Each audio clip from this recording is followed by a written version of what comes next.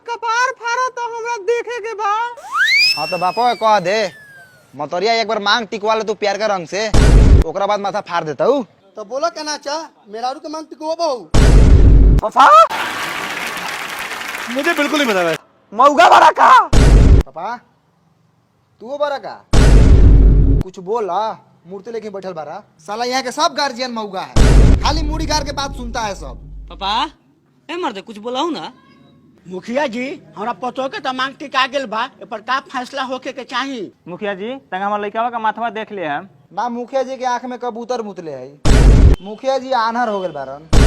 वाह वाह वाह वाह। मेरा सब बुझाता और सब सुनातो बा, और जब लागब एक जोराए से सबनी के थूड़े रे मुर्गा रे मांग टिकले तू पत्थर के मेहरारू के ना टिकनी का सबूत पे एकरा पास की हम मांग टिकनी तू ना टिकले ना बोलाई मेरा रुके। हाँ बुलाओ।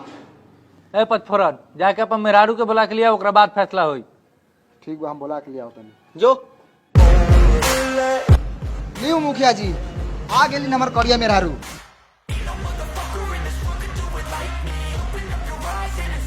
भोसरी करिए बा लेकिन मुंह के पानी ठीक है। नाम का बा तोहर? मजवंतिया मजवंती भरसक मजले बा सब। साला बाप मतारी के नामो न जुड़ल छी हतरीला। इहे भोसरी के चलते कपार हमर फाटल बा।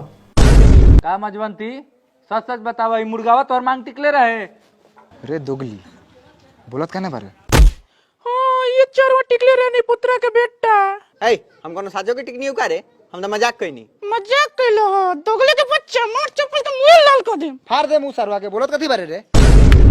पचफोरन जब फोरे फारी करे के रहलक ह त हमरा हियां आले के का जरूरत रहलक ह? मेहरारू तो तोहर पूरा चाबुक भरलइए बा। मुखिया जी ये पहले रउआ बताई, होली का बहाने केहू केहू का मेहरारू के मांग टिक देवे ये उचित काम बा? एंगे चली तो कौन भौजाई देवर से रंग लगवाई? बुढ़वा खुद छिनार बा, साला सामाजिक बात करता। तनको सब लाई है का पचफोरन का कहत रे? केंगा फैसला हो को? केंगे फैसला करम? हम एकरा के 2 महीना छुअम थोड़ी है, नैहर भेजवा दे। आई सरवा मांग टिकले बा ओकर हिसाब करू का फाइन होई। मांग टिकाई जुर्माना सुनले बारे आज देख ले पचफोरना बहू के। इस समाज में मुर्गा बाबू के घटिया रवैया के देखते हुए मांग टिकाई 21,001 रुपया मजवंती देवी को दिया जाएगा और मर्द से मेहरारू के 2 महीना अलग रहे के पूरा खर्चा